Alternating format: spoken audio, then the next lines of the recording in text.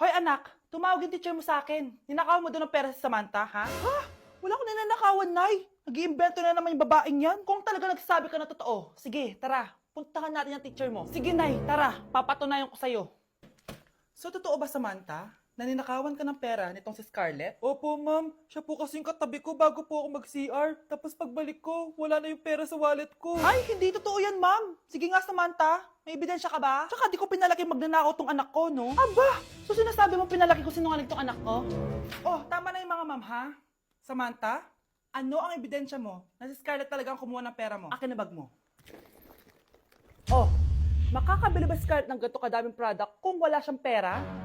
So, totoo nga, Scarlett? Anak, ano ibig sabihin nito, ha? Ano ba kayo? Hindi nyo ba alam? Ang tagal ko hinintay itong YOU Beauty's 11/11 Paskong Panalo Sale para mabili ko lahat to, no? Kasi meron silang big discounts at may pa-free gifts pa sila kapag bumili kayo ngayong 11/11. Ay, bongga pala. Just buy any two of these or just buy any two of the Sunbrella Sunscreen Series and get free travel sizes gifts worth 350 pesos. Hello, bet ko yun, anak. Marami pang freebies at special offers kapag tumutok kayo sa live ng YOU Beauty Philippines this 11/11 na yan. Kaya remember, buy 2, get 6 gifts. Aabangan ko yan. Ay, eto pala yung pera ko. Naipit lang pala. Oh, tapos sisisihin nyo tong anak ko. Diyos ko, kang bata ka. Tara na nga, anak. Mag-a-add to cart pa ako kauwi. O siya na, magsiuwi na kayo. Madami pa akong gagawin. Tay, ano? I-explain mo na sa akin. Kung bakit nakaburo si nanay, ha? Bakit ka ba naniniwala dun, ha? Ang totoo mong nanay, busy. Di ba sinabi ko na to sa'yo? Pero tay! Wala nang pero. Huwag mo akong hintayin magalit, Scarlett. Di mo magugustuhan. Hindi pwedeng hindi si nanay yung nakita ko sa cellphone. Alam na alam kay tsura ni nanay. Malalaman ko rin sikreto mo, tay. Oh, Scarlett, aalis ako ulit, ha? Huwag kang pasaway.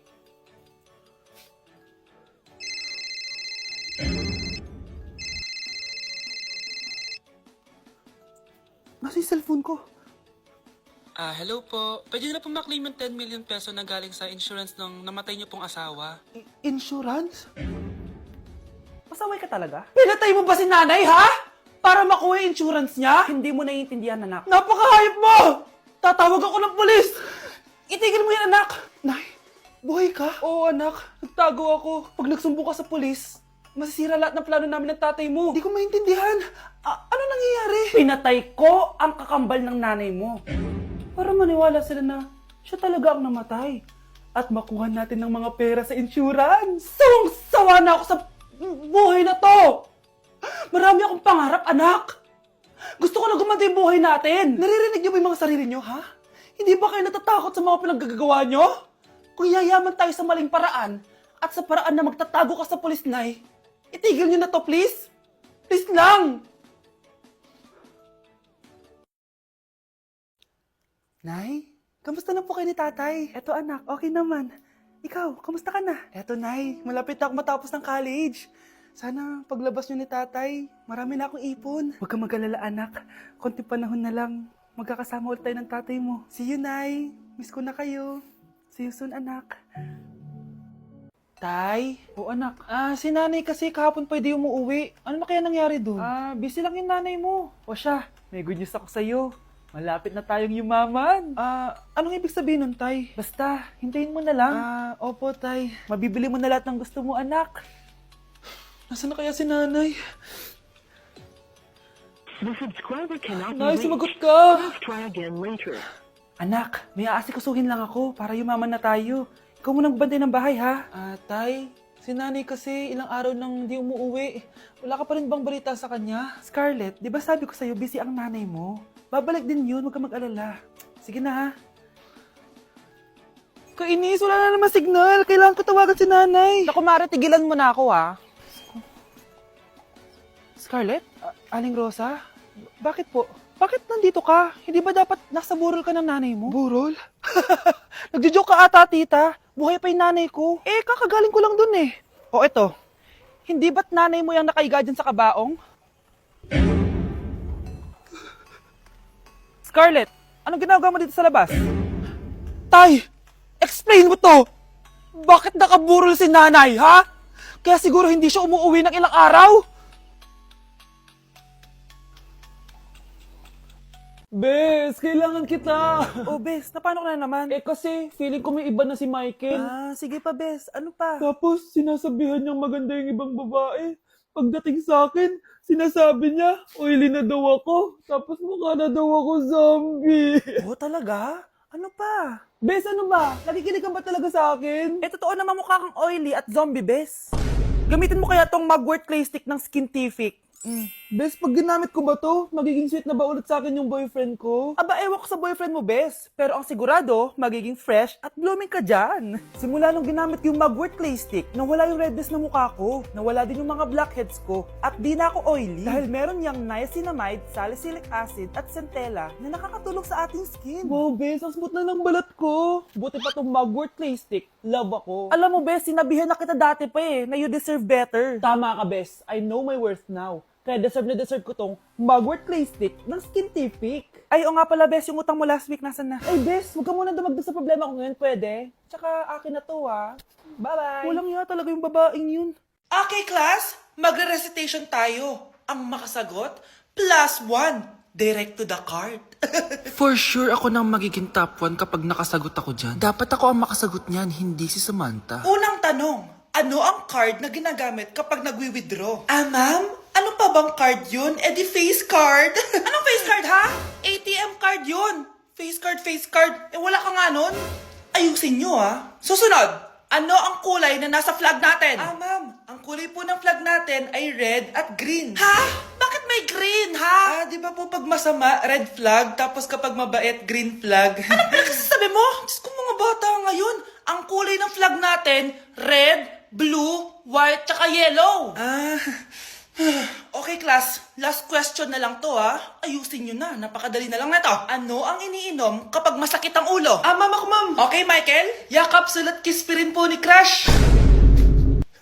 Ay, nagugutom na ako. Lobat na ako. Nasaan yung charger na phone ko?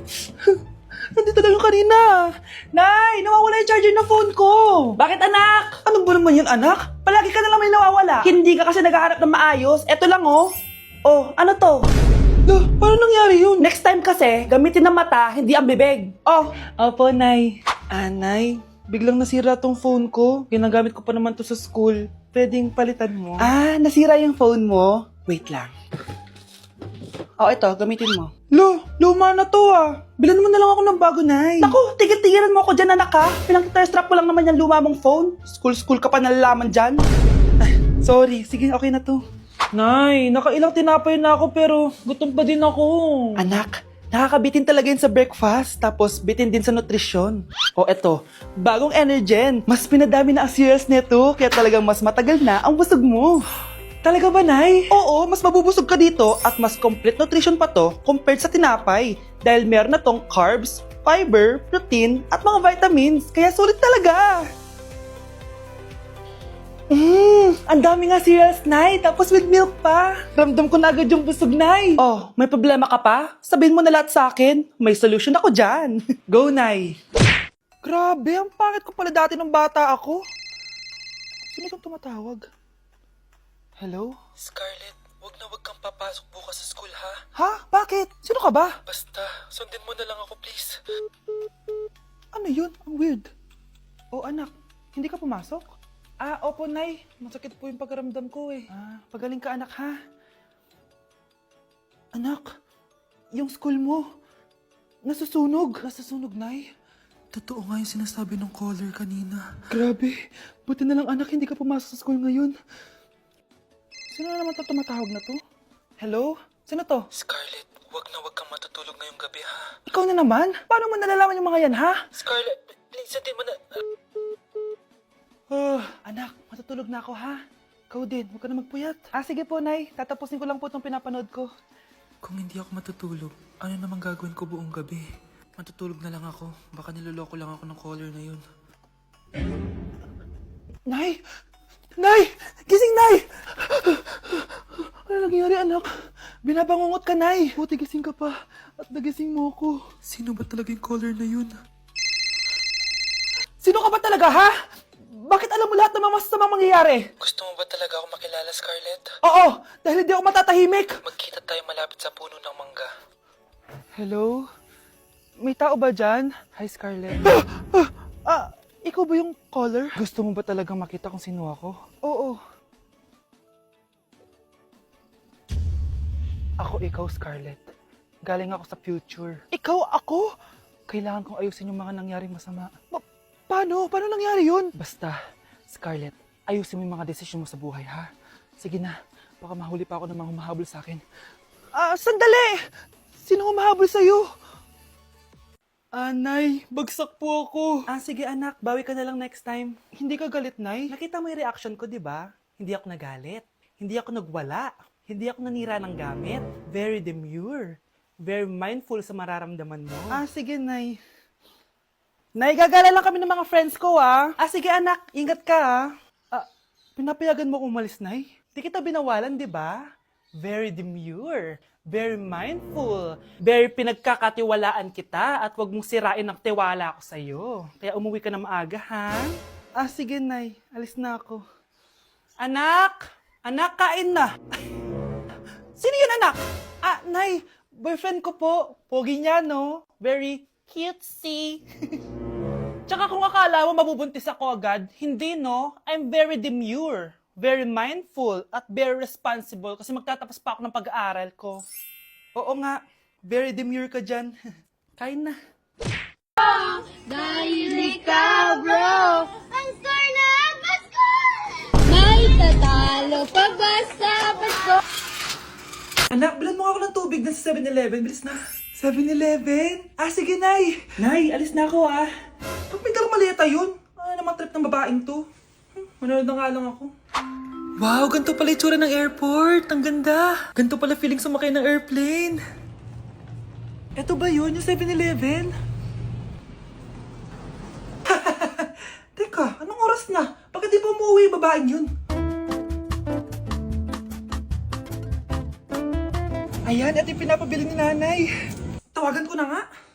Ay, hello, Nay. Eto na, nabili ko na yung pinapabili mo. Nasa ka na, ha? 7-Eleven, di ba, Nay? Oo, 7-Eleven. Diyan lang sa may kanto. Ay, akala ko kahit sa 7-Eleven. Ha? Nasa ka ba?